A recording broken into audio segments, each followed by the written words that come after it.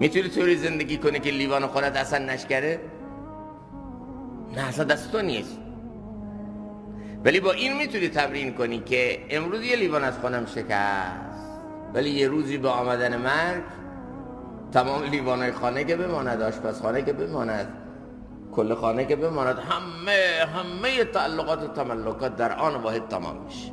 اصلا من مال دنیا نیستم، اصلا من مال این زندگی مادی نیستم. من برای زندگی نیامدم، برای درست کردن زندگی آمدم. این غلطه، اینی که زندگی رو برای ما سخت میکنه. مثل که من برم تو کابین قطار بشینم میگم عجب کوپه قشنگی، عجب کولر زیبایی، عجب تخت قشنگی، عجب متکای خوبی، اینا رو از من نگیرم، چون من اینا رو دوست دارم، چون اینا خیلی قشنگن، چون من با اینا راحتم. خدا کنه از من نگیرم، خدا کنه من همیشه تو این کوپه باشم، خدا کنه. آرزو باطله، خودتو داری اذیت میکنی. صدها و هزاران آمدن تو این کوپه رفتن، تو هم میای بگین میری. این چه آرزویه؟ با این آرزوی غلط داری خودتو اذیت میکنی، اصلا مال تو نیست. هرچی این فکر رو قوی تر کنی. یکی مولانا یه روزی که از مریدا شدید ناراحته، گفت چرا ناراحتی؟ گفت دلگیرم.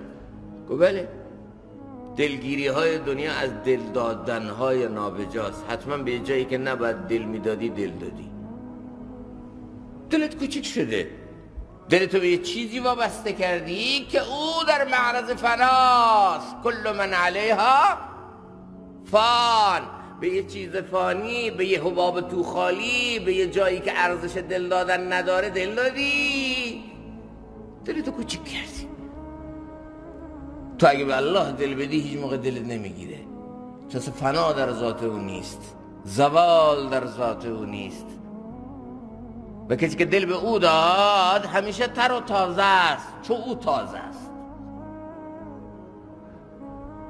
دلش به همون وسعت بزرگه، دلش به همون تری و تازگی است، چون به الله دل داده. و هرچه به چیزای کوچکتر دل بدی به همون اندازه دلت کوچک میشه.